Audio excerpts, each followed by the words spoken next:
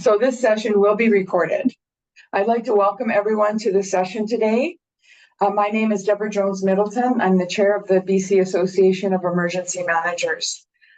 We are pleased to bring you this presentation on the upcoming Emergency Disaster Management Act, slated to be presented at the fall session of Parliament. It is recognized that the lands which make up what we today call British Columbia are the ancestral, traditional, and unceded homelands of Aboriginal peoples, First Nation, Inuit, and Métis. The BC Association of Emergency Managers acknowledges that they have been the caretakers of these lands for time immemorial. We express sincere gratitude and appreciation for granting us the opportunity to share these lands so that we may live, work, learn, and play. We encourage you to take a moment to acknowledge the First Nation lands where you live and work. The BCAM is focused on bringing opportunities to foster sharing and learning for emergency management professionals in British Columbia. We want to facilitate a common understanding of the policy intent for emergency management.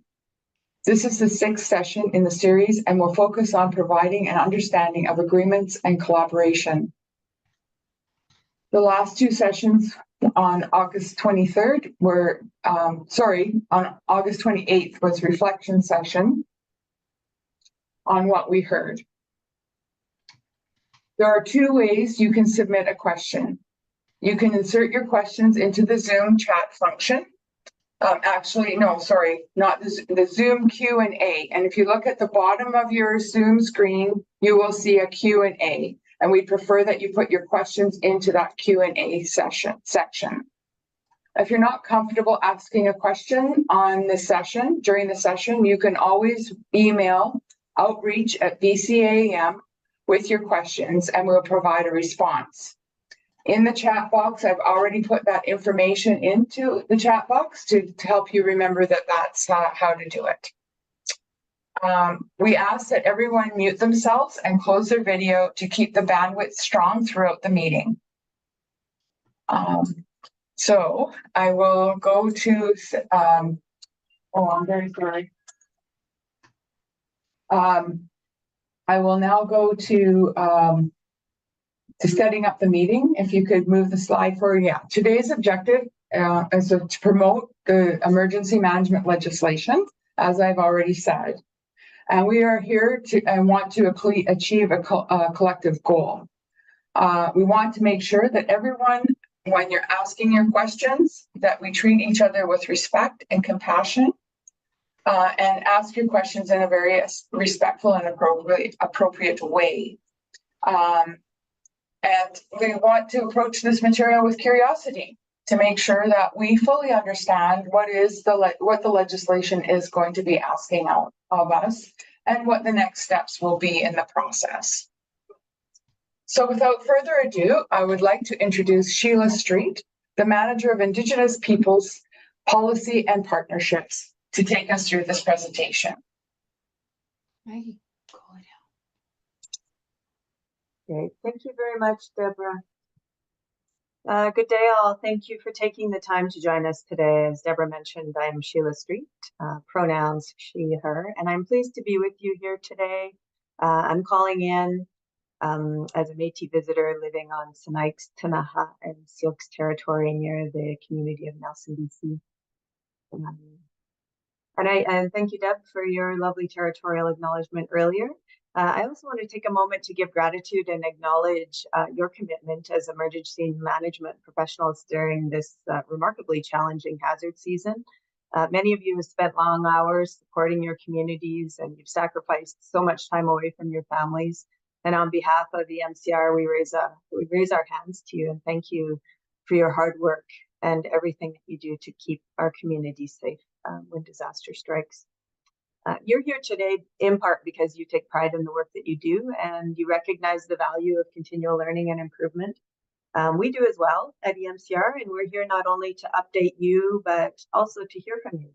So your input and experience is so valuable to us. And if we can't get to all your questions today, rest assured, your questions will inform our guidance documents that we're producing. So please add them to the chat box as they come up, and we're all here to learn together.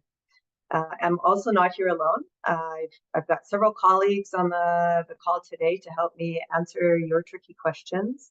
I understand we've got Megan, Ian, Kinsuk, Kayla, Keith, and Clitic. So I really do appreciate my colleagues being here to support me. And Kinsuk, if I could have you, next slide, thank you. So to start off today's sessions, I'd like you to understand what we're planning to cover. And hopefully by the end of this session, you'll be able to answer these questions. So how did these Indigenous engagement requirements come about? What are the new Indigenous engagement requirements under the proposed legislation? How are Indigenous knowledge and cultural safety embedded within the Indigenous engagement requirements? Who has responsibility to consult and cooperate and engage Indigenous governing bodies, and when? What happens during the transition phase immediately following royal assent this fall? And what regulations and additional support materials will guide the implementation of the IERs? So you'll see IERs throughout this presentation. That's an acronym for Indigenous Engagement Requirements. Next slide, please. So just to provide you with a little bit of background here, you may recall in 2019, British Columbia developed the Declaration Act that specifically commits the province to taking all measures necessary to ensure that BC laws are consistent with the UN Declaration on the Rights of Indigenous People. The action plan associated with that act commits EMCR to develop modernized emergency management legislation with First Nations. This includes the Act and regulations, which are underway as we speak. Since 2021, EMCR has been working with First Nations partners through the co-development process, which is collaborative and participatory in nature. We've endeavored to have a piece of legislation that addresses an all-of-society approach, a term that comes from the UN Sendai Framework on Disaster Risk Management, risk reduction, which in part means that we've included the voices of those who are disproportionately impacted by emergency events, those with lived experience, and those who are so often found on the margins during emergency response. This new legislation upholds the critical roles of Indigenous governing bodies as decision makers within a co-managed emergency management environment. For the co-development process, we're following a distinctions-based approach. And by this, I mean that the process looks different for each Indigenous partner according to land-based rights and title. This includes frequent meetings with technical teams representing First Nations Leadership Council, the Alliance of BC, Modern Treaty Nations, and engaging directly with First Nations government representatives. We've also been engaging the Métis Nation BC with a range of other service providers, such as the BC Association of Aboriginal Friendship Centres and First Nations Health Authority, to help us reach that urban perspective. So as you'll see, we'll dive in here, the legislation and the IERs have been shaped by the voices of Indigenous people. Next slide, please. So briefly, I'd like you to be aware of what we heard during the co-development of the Modernized Act. And some of these key messages include that we should include within the legislation a shared decision making, enable shared decision making in emergency management, and affirm and strengthen Indigenous governing bodies as decision makers, not just stakeholders. Right? These are decision makers. Address the complexities of co-management, including clarification of roles and responsibilities. Require consultation and cooperation with Indigenous governing bodies through all stages of emergency management. Incorporate definitions shaped by Indigenous people, including the definition of an emergency. Including an approach to developing agreements that's flexible, enabling, and not mandatory. require cultural safety to be considered in emergency management planning and training, and also to integrate Indigenous knowledges and worldviews in emergency management. So you'll see that the Indigenous engagement requirements will incorporate pieces of what we heard during the co-development process. Next slide, please.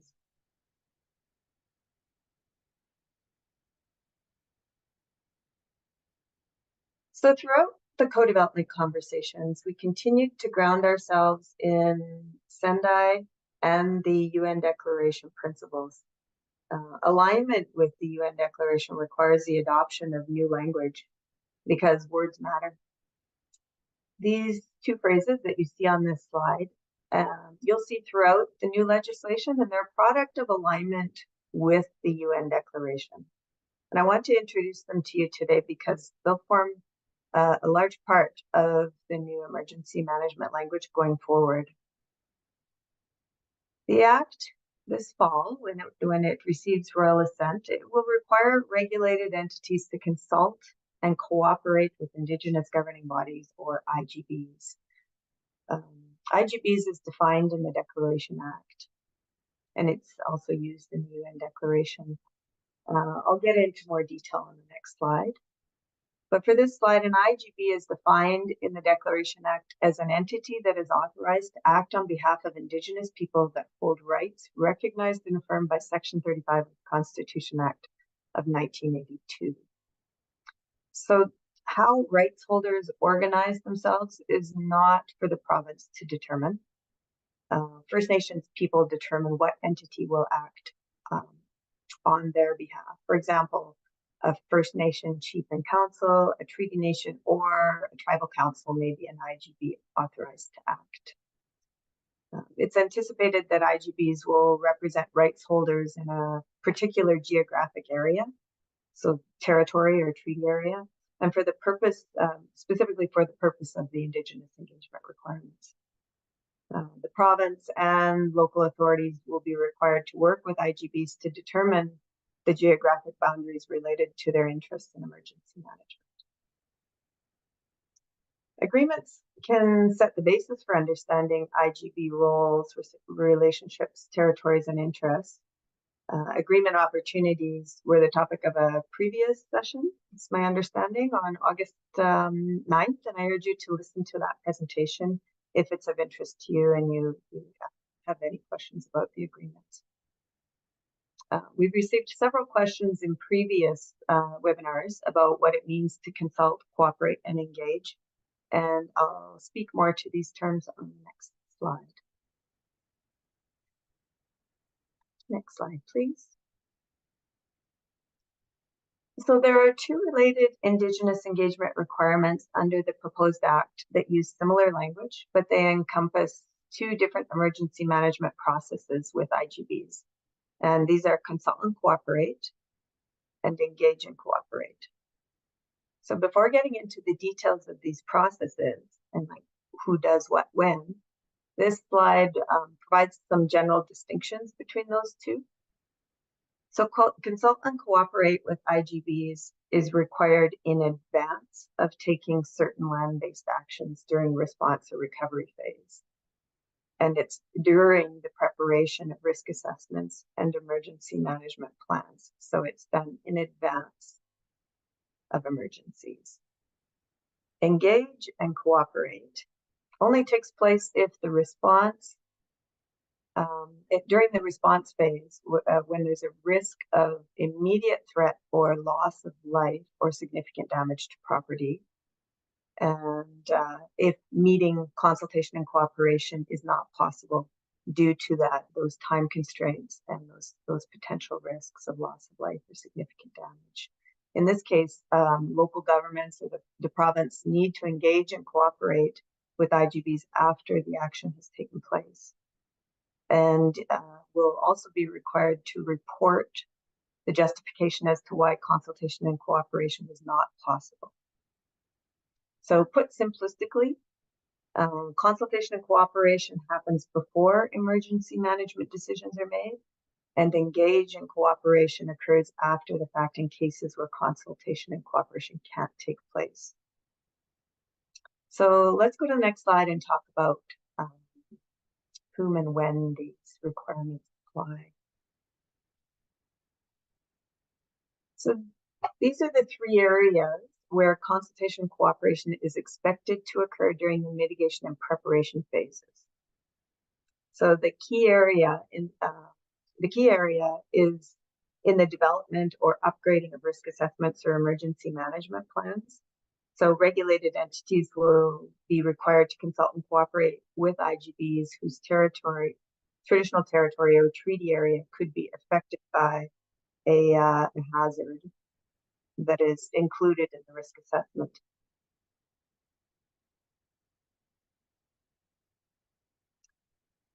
Local authorities must develop these plans with IGBs whose traditional territory is overlapping the jurisdiction of the local authority, as well modern treaty nations whose lands are adjacent to their jurisdiction, right?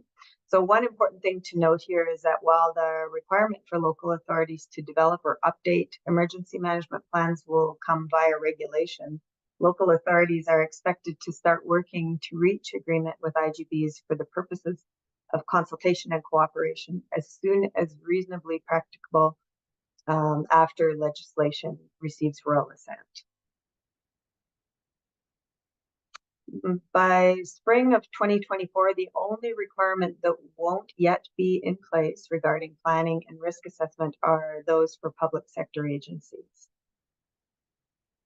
The other two areas in these early phases are that the minister must consult and cooperate when making mitigation and preparation orders related to taking specific emergency measures of upgrading or obtaining facilities, for example, and equipment.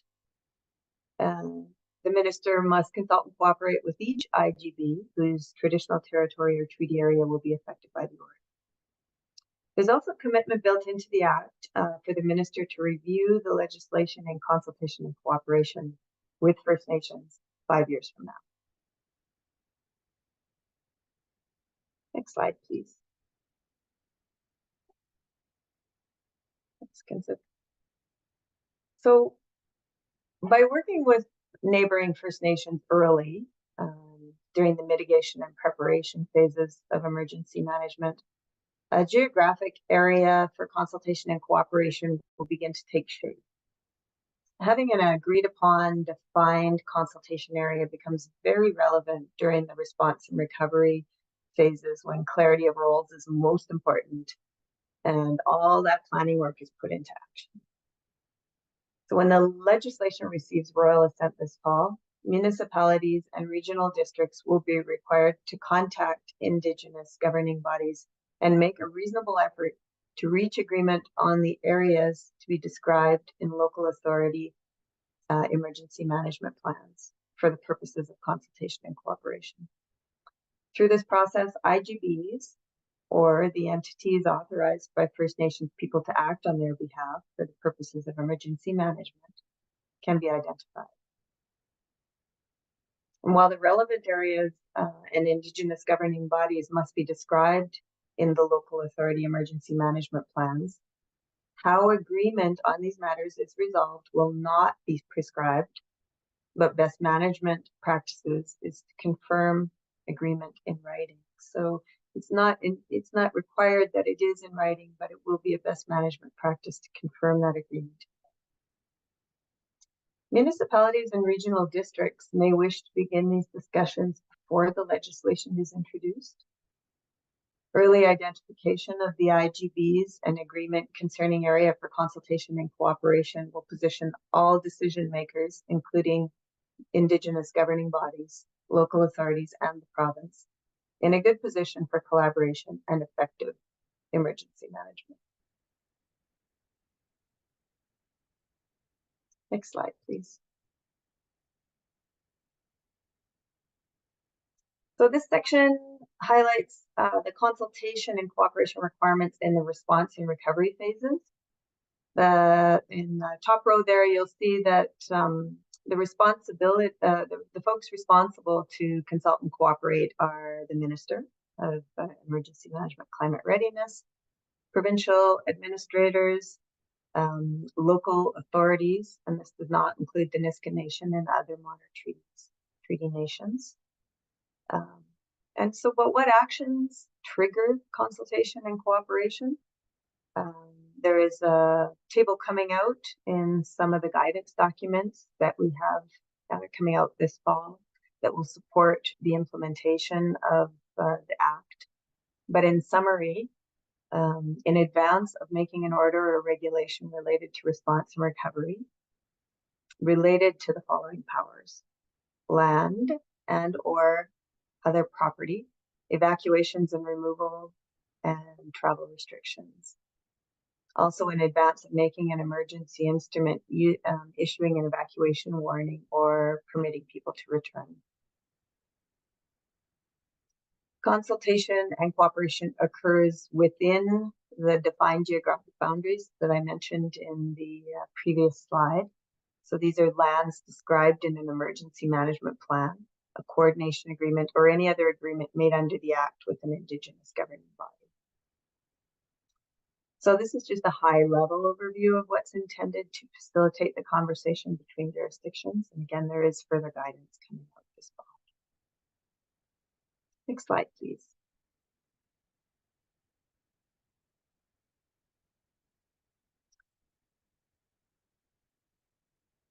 So in previous sessions, people have asked about what happens in scenarios where safety and lives are at risk.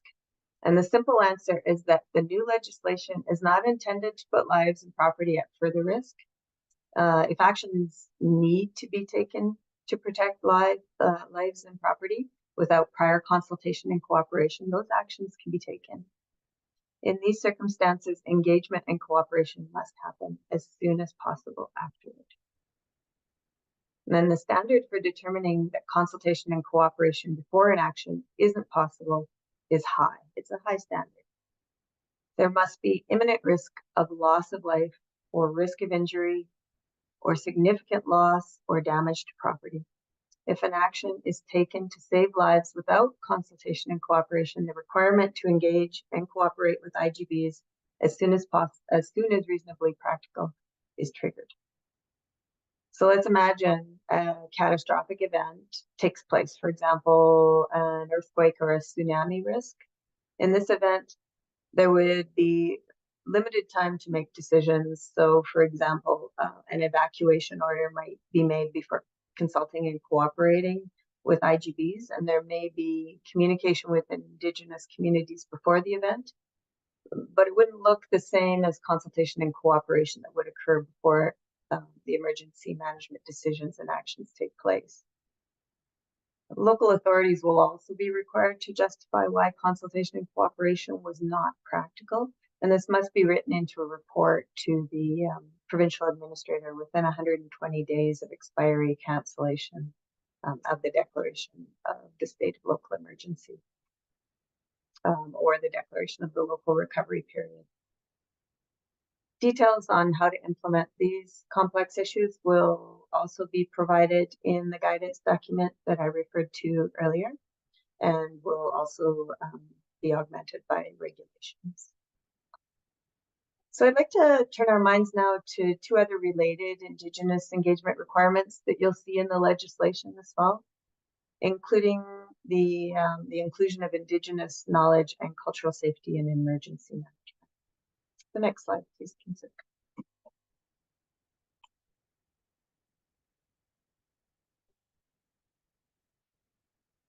So to begin, the term Indigenous knowledge may be understood as the traditional ways of knowing, the beliefs, values, and practices of Indigenous people. And in Canada, this includes First Nations, Inuit, and Métis people. And that said, the proposed legislation doesn't define Indigenous knowledge, which is meant to recognize that there is a diversity of Indigenous knowledges out there. One of the guiding principles within the Sendai framework that was adopted by the province is that in order to reduce disaster risk, it is important to have an accounting of local and specific characteristics of what the disaster risks are. In other words, it's important to know cultural values upfront and to incorporate indigenous knowledge in the ways we approach emergency management. And under the new legislation, if available, regulated entities must incorporate indigenous knowledge in their risk assessments and emergency management plans. They will need to be proactive and have this discussion up front during the planning process and build trust-based relationships. We've been asked, what happens if there's no indigenous knowledge provided through the process? That's fine. The requirement is to include indigenous knowledge if it is available. The legislation provides protections for indigenous knowledges, allowing indigenous people to say how the information may be used or disclosed. Indigenous knowledge may be disclosed during consultation and cooperation, through written consent, by way of public knowledge, or through legal counsel, and it can be protected from further disclosure. Next slide, please. The existing Emergency Program Act does not require consideration of the disproportionate impacts of disaster experienced by equity denied groups. In order to bring attention to the processes that drive inequity in the legislation, two new concepts will be included in the legislation: cultural safety and intersectional disadvantage. Looking at cultural safety first, it's understood that an outcome based on respectful engagement that recognizes and strives to address power imbalances inherent in the disaster response system. It results in an environment free of racism and discrimination, where people feel safe when receiving support across all phases of emergency management. So let me describe what we mean by those two terms before I summarize the requirements coming with the new Act. In BC, Indigenous people have cultural practices, beliefs, and values that must be respected. And in the past, emergency services have not always been inclusive of this. Through new requirements in the legislation, we are now working to create a culturally responsive emergency system that recognizes and addresses the specific needs and perspectives of Indigenous people. If we start with cultural humility, which is a practice of self-reflection to understand personal and systemic biases, we can enable cultural safety. There is then a natural progression from cultural awareness through sensitivity to competency and ultimately cultural safety and the building of relationships. Next slide, please. The proposed legislation defines intersectional disadvantage as the intersection of social categorizations of persons or classes of persons, including race, class, gender, and ability, in ways that may result in overlapping systems of discrimination or disadvantage or disproportionate adverse effects. The inclusion of this term is part of what brings the Sendai framework, all of society approach to life in the Act. The framework highlights that those who are historically marginalized or experience systemic oppression often also experience disproportionate adverse effects of disasters and diminished resilience due to the same systemic and societal processes. Bias has no place in any situation, especially emergencies, when communities and lives may be at risk. So in other words, emergency management practices need to move away from a one-size-fits-all approach and enable more inclusive and accessible ones that identify the groups that may experience intersectional disadvantage and the additional risks they may experience. New requirements under the legislation have been created to mitigate intersectional disadvantage, and I'll speak to them on the next slide.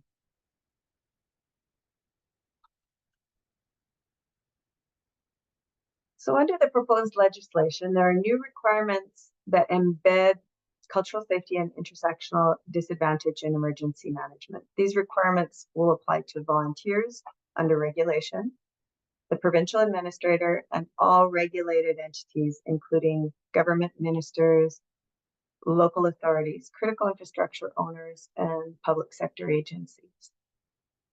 The second rule speaks to the new cultural safety requirements. In the first case, the entities listed above will be required to prepare and revise risk assessments and emergency management plans that promote cultural safety and identify the groups that may experience intersectional disadvantage and the additional risks they may experience.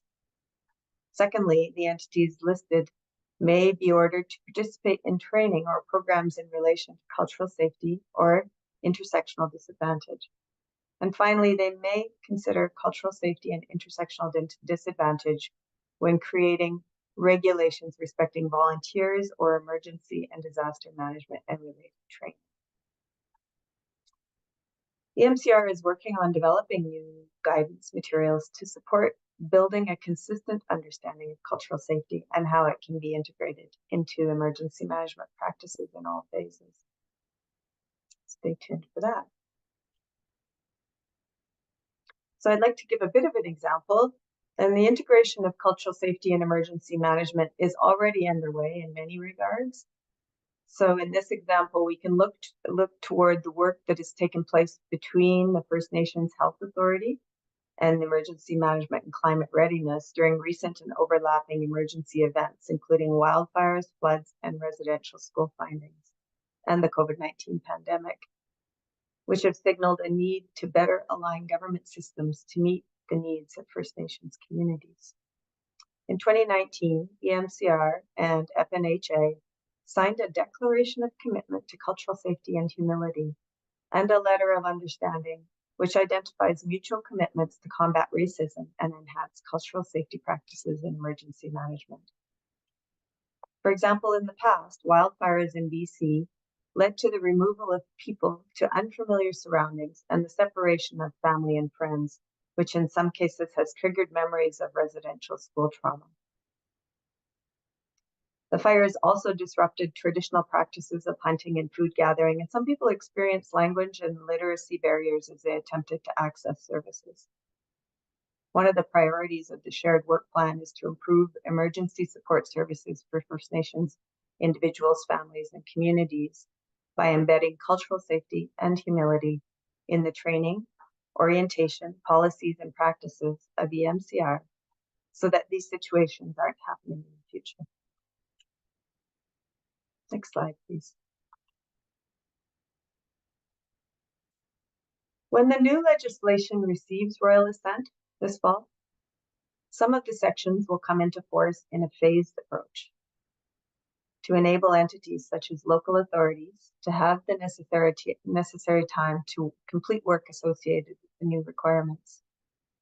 During this transition phase, there will be transition rules that will move requirements from the old legislation or the Emergency Program Act into the new Act and set out requirements for entities during that transition.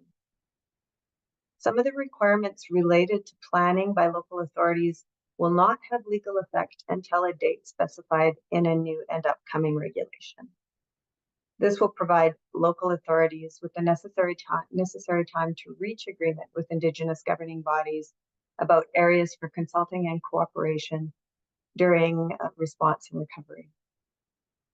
The transition rule will be set out in an immediate obligation for local authorities to begin to work with neighboring Indigenous governing bodies to come to agreement on who to consult and cooperate with within shared jurisdiction for the purpose of land-based response and recovery actions. To support regulated entities with this immediate obligation, EMCR is developing policy guidance with respect to Indigenous engagement requirements under the new Act. This approach will help facilitate relationships building directly between local authorities and Indigenous governing bodies, with recognition that many local authorities already have an existing strong relationship with Indigenous governing bodies. I'll note that in any case where an agreement is not reached between a local authority and an Indigenous governing bodies by the date required in the regulation. The Provincial Comprehensive Emergency Management Plan will act as a default for who local authorities will need to consult and cooperate with. You may recall from previous sessions that the Comprehensive Emergency Management Plan is the emergency management plan prepared by the province for the BC provincial government and includes all the plans provided by the lead ministers that are assigned responsibility for specific hazards in the province. It applies across the province of British Columbia, and in this plan, we must include descriptions of areas agreed to with IGBs for the purposes of consultation and cooperation related to land-based response and recovery actions. So it will be defined in the Comprehensive Emergency Management Plan as well. Next slide, please. So under the new legislation, there are 3 regulatory areas that will include planning-related requirements. These are new upcoming planning-related regulations. And this includes for ministries, local authorities, and critical infrastructure owners. Each of these new regulations will provide additional clarity and granularity on the implementation of the IERs during the development of risk assessments and emergency management plans. So that's work that's underway now in co-development with First Nations. An important note that I've included some of these timelines for these regulations, but these are tentative and they're subject to change. So that's a guideline provided. Next slide, please. There are some support resources that we're in the process of developing so that they'll be available immediately after Royal Assent this fall. We have a guidance document under development to support the implementation of these Indigenous engagement requirements that we're speaking about today, and the regulations that I mentioned earlier that are also under development. We also have some cultural safety learning materials and guidance documents that are underway as well.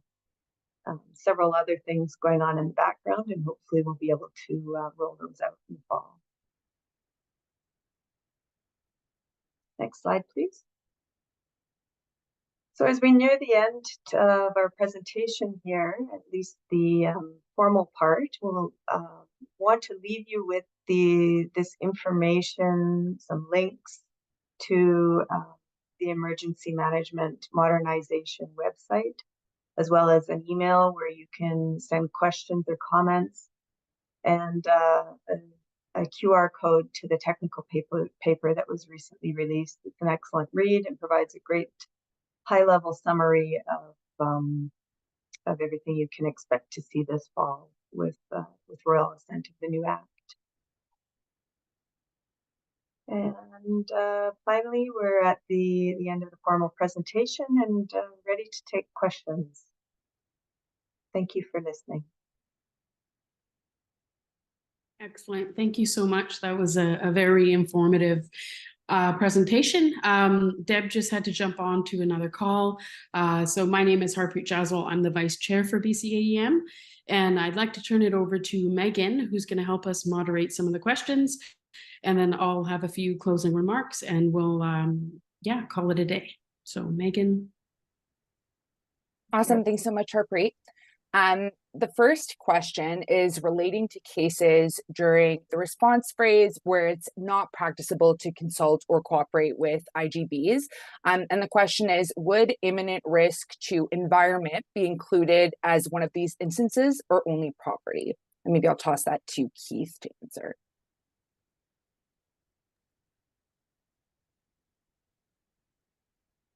Sorry, it just took me a minute to find the buttons there.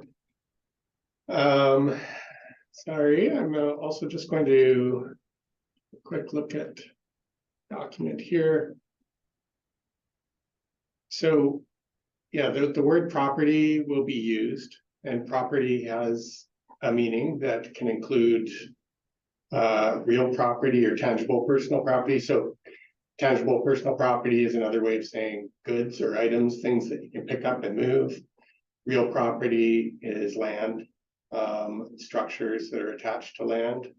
So where the word environment is used, that's a form of real property. So, but the key is the word that will be used in the legislation is property. Thanks, Keith. For the requirement to consult and cooperate while preparing emergency management plans and risk assessments, will this apply to industries or would this be handled by the local authority? And is the emergency management legislation going to apply to industries generally? Maybe that's a Keith question as well. Sure. Yeah, down the road, there will be regulations for the critical infrastructure owners and operators, and who falls into the critical infrastructure definition will be established through regulations, and we'll be working with different critical infrastructure sectors before those regulations are made. So once those regulations are drafted and enforced, then yes, there will be consultation and cooperation obligations for critical infrastructure owners that are subject to the future regulations. Prior to that, no, there's no connection with industry. And as Sheila outlined, other regulated entities, so we'll see government ministries in the province doing consultation and cooperation. There will be local authorities that are doing it. Down the road also there will be regulations that bring public sector agencies into it, similar to the way critical infrastructure owners are brought in, but all of that comes online in a phased manner as regulations are done. Awesome, thanks, Keith. This is a question for Sheila about the presentation generally. Is all of this going to be in legislation or is some of it intended for policy and guidance?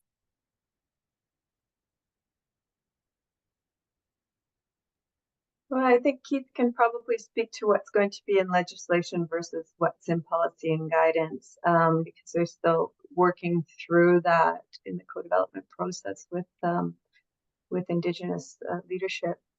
But certainly the details of what I've put in, what we've put in the presentation will be expanded upon in the guidance document that we're preparing to go out with the Act this fall. And I think what comes out in regulation is still in the process of being negotiated. Keith, maybe you can. No, I think that's a fair answer. The bulk of what you covered in your presentation is substance that flows from the legislation, and the work that your group, Sheila, will be doing with First Nations partners will help develop kind of more of a policy framework to go with that, to help folks that have consultation and cooperation obligations understand ways in which they can be done. Awesome, thank you both.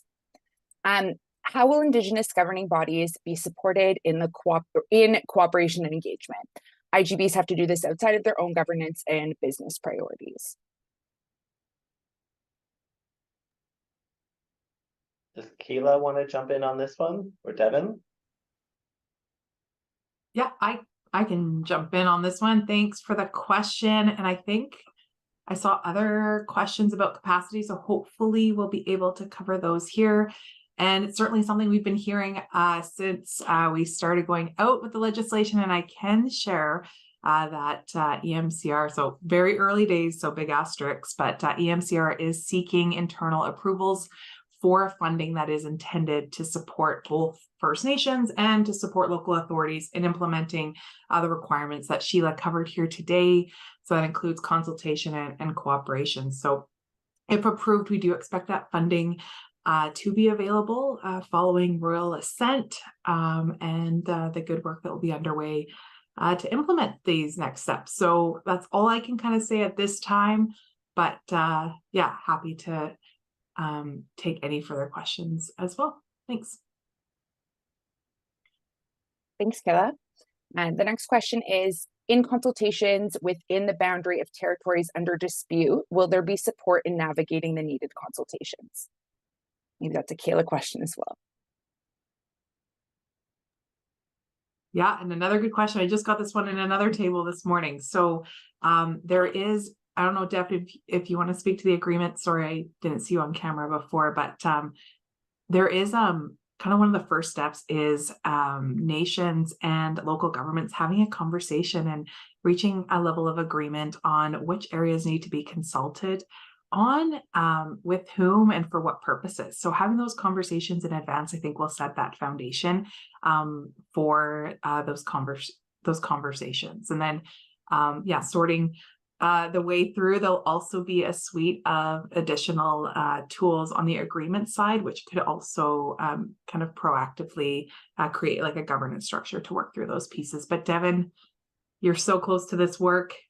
Did I characterize that right? And I don't know, over to you. Thanks.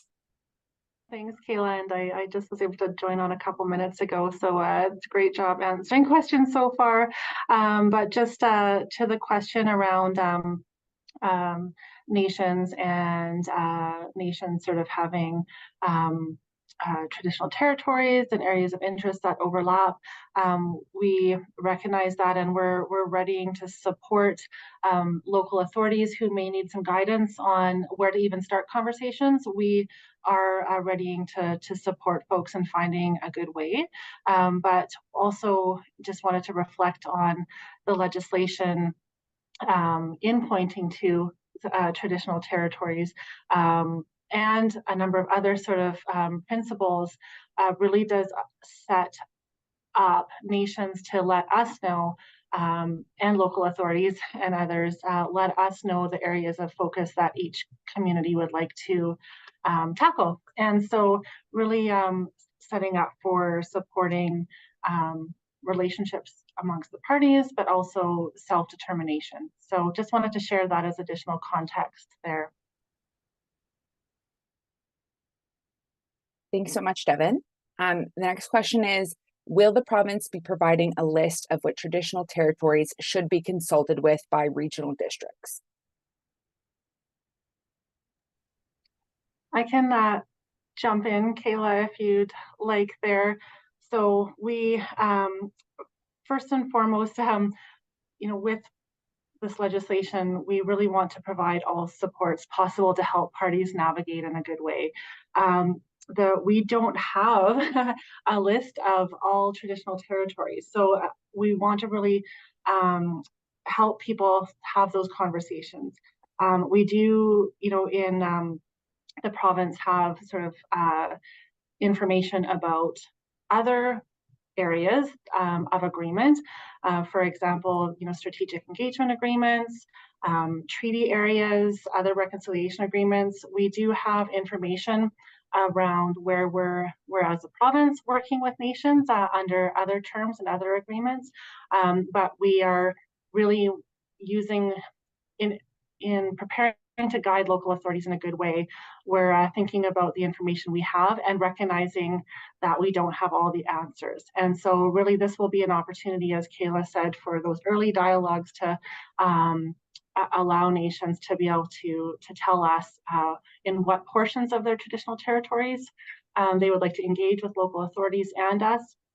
And maybe just as a final point here, just want to make sure it's clear that in this whole exercise of legislation implementation or thinking ahead to that, there's no intent to share publicly what are most often confidential boundaries and map areas. So just wanted to share that as well in case our answers are raising more questions. So thanks, Megan. Thank you, Devin. Keith answered it in the chat, but I think it's worth chatting about out loud. But when can we expect to see a final version of the Act? And I'll toss that one to Keith. Yeah, so the procedure is for any legislation that the government introduces is they'll have first reading, which is when the minister stands and provides kind of short comments about what is being introduced, and very shortly after first reading, as soon as the legislature's Hansard Services catches up and the BC legislature's webpage is updated, a copy of the bill, the entire text, is posted to the BC legislature's website. And our plan here at the ministry also is to update our website to include a link to that off of the webpage that we've been using to keep people up to date on this legislation. Thanks, Keith.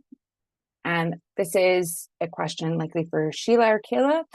Where and when will consultation take place, and what might tentative start dates for this requirement be?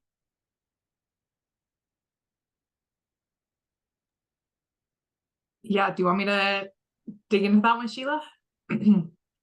There, go. Yeah, good question, and it's going to look different as we go across. So different regulated entities kind of work on different timelines. So with the royal assent under the response and recovery phase, really those first conversations will be coming to agreement on where the consultation areas will take place. That's one of the first steps, and then it'll look. Sheila, you showed that great slide with response and recovery. So it'll depend if any land-based actions are being contemplated by the local authority, then you could expect that consultation and cooperation engagement to happen, as well the planning and mitigation phases, so updating of the hazard plans and emergency plans. Those requirements really come into effect when that local authority regulation goes forth, anticipated this spring. So yeah, like I think was shared today, we certainly encourage local authorities and nations to start having these conversations early, but the more kind of formal process would come into effect upon royal assent, starting with those response and recovery pieces, and then moving to the more proactive mitigation and planning pieces subsequently in the spring. So I'm sorry, it'll look different everywhere depending on the hazard, scope, scale, and severity of events that are taking place. And I really wish I had a crystal ball. But yeah, the important part is to have that conversation. And then for BC, we also have obligations, as was shared. So there's the disaster climate risk and resilience assessment, and there's other efforts underway to update plans, and those will also be forthcoming after the spring. So yeah, I see other hands up, so I'll stop there. Thanks, Megan. Thanks, Kayla. Ryan, you've been so patient with your hand. Go for it.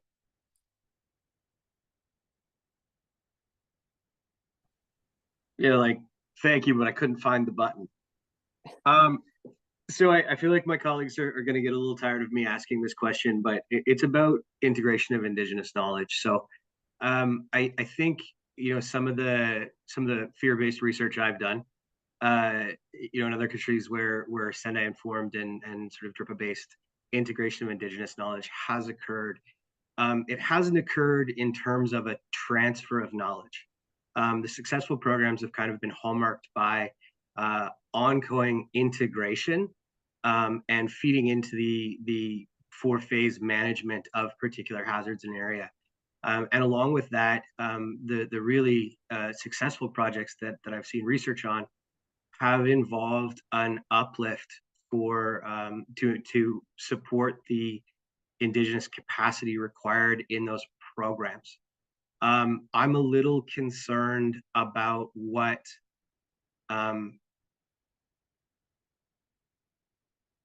not concerned, curious as to what EMCR's sort of alignment is on that integration of Indigenous knowledge, because the way that I'm reading what I've seen in advance of the Act is that it seems much more like a knowledge transfer, and I can see myriad sort of issues with that.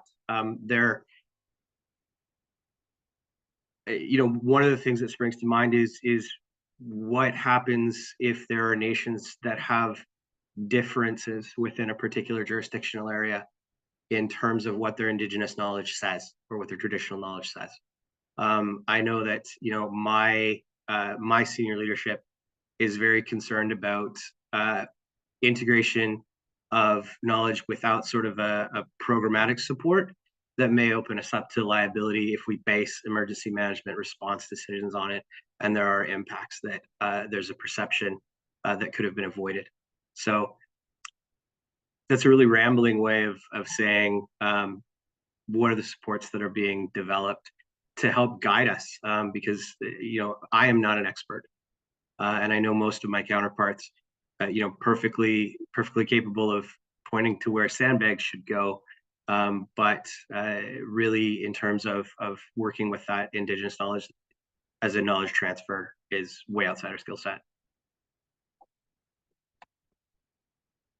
Maybe I'll take this one and lean on other colleagues. And I am absolutely not an expert here either, Ryan, but what I've really thank you for your question and for asking it, because I know others have been thinking it as well. And I think it's certainly moving past, you know, just knowledge transfer, but to that kind of space of shared decision making. And that's, you know, what we heard through the co-development process. And, you know, the tools that we're talking about here today around agreement, having those conversations in advance about you know, where those relationships live. Like I'd say it's that decision making, so being in the room together, you know, where possible, and having those conversations in advance. I'm also mindful you brought up capacity. That will take additional capacity, right? New requirement, new capacity needed. We've talked about a little bit about some advanced capacity that we're hoping to have in place that we've gone up and looked for, but we know that there'll be incremental needs throughout the duration of an event as well. So that's something that, you know, the province has heard and is considering as we go through this. But I don't think we'll ever come out with, you know, you'll see in the interim guidance documents that Sheila mentioned are forthcoming. There are some working definitions guided by some of the Indigenous partners that we work with around, you know, what does the successful inclusion of Indigenous knowledge across the phases of emergency management look like? So that is forthcoming, as well as we're talking about some kind of primer document. But essentially what it comes down to is, you know, nations have no obligation to share the knowledge also with local authorities. They own it, and we're putting together you know, thoughts around what do those data governance principles look like. We had a small session in Kamloops earlier this spring and heard from partners, even some on the line here, from surrounding nations around the, you know, the importance around Indigenous, the protection of Indigenous knowledge through this process. So I know it's also a rambly answer because there is no kind of neat, tidy, you know, perfect definition you'll see in the legislation around Indigenous knowledge, but I think it really defaults back to the strength of the relationships that we're hoping are built through the legislation. We're at 1 minute, so I need to stop there. But Ryan, happy to chat offline and also learn what's needed. We know the guidance documents are going to be iterative and need to continue to be updated, and after every event, we'll continue to learn more. So really hungry to learn how we can support. And I see Carrie's got her hand up and others. Thanks. Thank you so much, Kayla. Acknowledging that we are 1 minute to time, I will wrap up the questions here and toss it back over to Harpreet. Just so everyone knows, the questions that we've been getting, not just from this webinar, but all of the previous webinars, EMCR, we're working on putting together some sort of repository of all these answers. We're working with BCAEM to do so, and we'll let you know when that becomes available. With that, I will toss it over to Harpreet. Thanks, Megan. Yeah, a lot of good discussion, a lot of good questions. It looks like, judging by the number of hands that are still up, the conversation, there's still a space to navigate in terms of questions and answers. Just a few administrative pieces. We will have a recording of this webinar along with the PDF of the presentation and previous ones posted on the BCAEM website shortly. Like Megan mentioned, we are working together to put together an FAQ document, so keep an eye out for the social media announcement related to that. Any questions, comments, or concerns related to the webinars we've had, or anything coming up related to the local emergency management regulation, please feel free to contact Deb, myself, or email outreach, or any of our partners at EMCR. And On that note, I'd like to thank our panel of speakers, a lot of great information, and our next session is September 21st. It's a reflection session. It will be based on all of the webinars we've had related to the modernized emergency management legislation. So if you missed the first reflection session, now's your chance to get in your questions and comments. Otherwise, thank you so much to our speakers and question answerers. And yeah, I hope everyone has a great day. Bye, everyone. Thank you.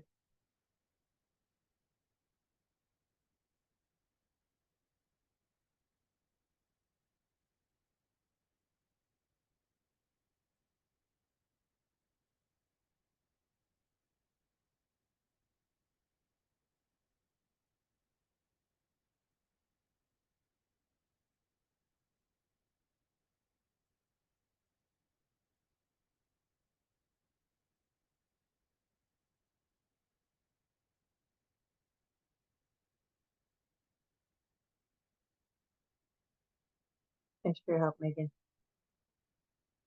No problem. Great job, Sheila. Cheers. Take care. Thank you. Bye.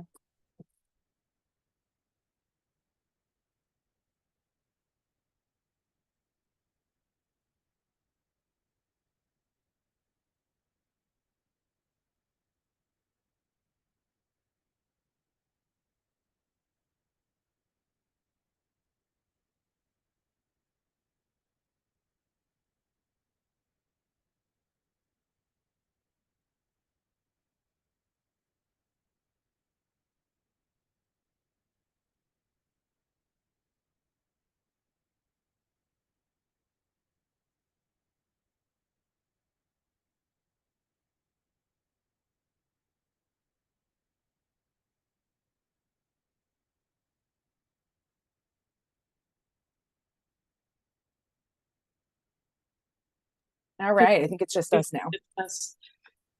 Yeah, that went,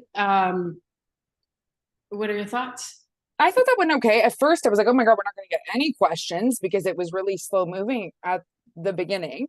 Some of the questions truly weren't relevant. Man, it's a lot of pressure picking the right questions. I totally feel what y'all have been going through. Yeah, I thought that was actually like question wise, I thought it was fine. They were good questions. I don't think that was the best webinar to date, personally. But that's how she be sometimes. But how did you feel about it? Yeah, I mean, it was definitely the lowest attended, which is a bit surprising considering that we went up to 300 people. I don't know if everyone's just busy and they'll catch the replay, but in terms of the questions, yeah, I think there were a lot of good questions, and you did a good job of navigating that. I mean, we have no vested interest either way, so I think, yeah, I feel like there needs to be a part 2 of this one, but I mean, that's not possible, but yeah, I don't know. It was interesting. There was a lot more questions around supports, which I think relates to the regulation, right? Like, Yeah, totally. What you mean by related to this? Okay. Yeah. In terms of we're still recording. I'm gonna stop that. Oh yeah, okay.